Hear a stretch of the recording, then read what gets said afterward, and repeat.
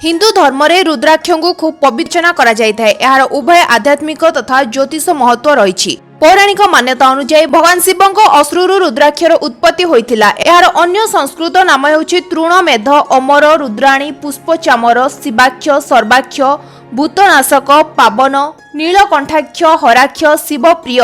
ए वृक्ष नेपाल, बंग, आसाम और दक्षिण भारत में प्रायतः देखा जाए।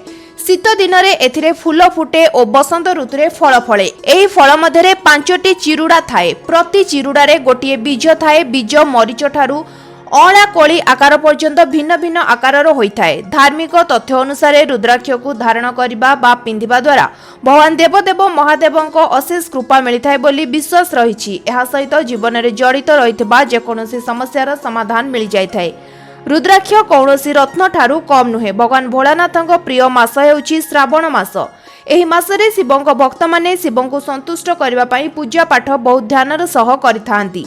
जहा फଳରେ एही पवित्र मासरे शिव आराधना कले किंबा उपासना कले मनस रहिछि। रुद्राक्ष धारण करिवार प्रकृष्ट समय हैला प्रातः काल। एही समय रे वातावरण शुद्ध शांत होइथाए। जहा फଳରେ रुद्राक्षर शक्ति ठीक भाबरे मिलिथाए। रुद्राक्ष धारण करिबा पूर्वरु एहाको आपण पंचामृत और गंगा जल रे शुद्ध करिवे। एहा परे एक परिष्कार कपड़ा रे रुद्राक्ष को पोछि एक तिलक लगाई धूप देबे। 108 थर ओम नमः शिवाय मंत्र जप कला परे आपण रुद्राक्ष को धारण करि परिबे। शास्त्र अनुसार श्रावण मासर कौनसी सोमवार किंबा शिवरात्रि दिन रुद्राक्ष पिंधिबा अत्यंत शुभ और मंगलमय होइथाए।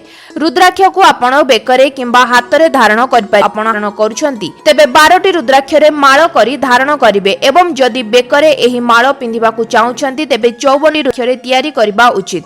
एहाकु धारण करथिबा व्यक्ति मद और मांस ठारू दूर रे रहिबा उचित। केवल ज्योतिष शास्त्र की धार्मिक तत्व नुहे आजिकाली वैज्ञानिक माने मध्य मानिलेनि जे रुद्राक्ष धारण करबा द्वारा मानसिक सह शारीरिक शांति भी मिलिथाए। पौराणिक तथ्य अनुसार एहाको पिंधिबा द्वारा व्यक्तिटी दीर्घायु हेबार आशीर्वाद प्राप्ति होइथाए। एहा छडा बुद्धि बढ़िथाए एवं शनि, राहु, केतु ग्रह ठारू मध्य मुक्ति मिलिबा सहित धन बढ़िथाए। तेबे राशि अनुसार रुद्राक्ष धारण करबा द्वारा बेसी फलदायी होइथाए। Bureau report live life Odia.